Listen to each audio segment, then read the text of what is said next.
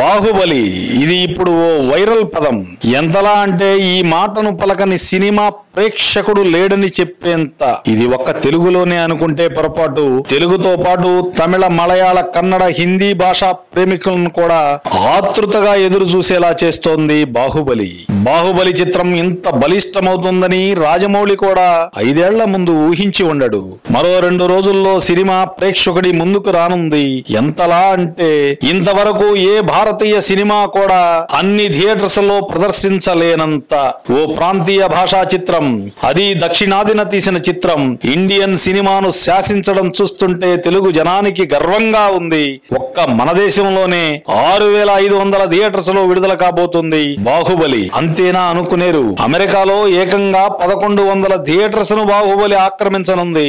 అంతేకాదు మిగతా దేశాలలో మొత్తం 1400 థియేటర్స్ లో బాహుబలి 28వ తేదీ పెద్ద తెరలపై ప్రత్యక్షం కానుంది. మొత్తం థియేటర్స్ సంఖ్య 9000కు పైగా.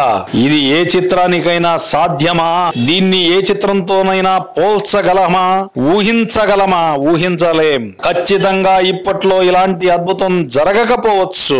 బాహుబలి మరో అరుదైన రికార్డును కూడా సొంతం చేసుకుంది. మన దేశంలో ఇంతవరకు 2 చిత్రాలు మాత్రమే ఐమాక్స్ ఫార్మెట్ లో విడుదలయ్యాయి.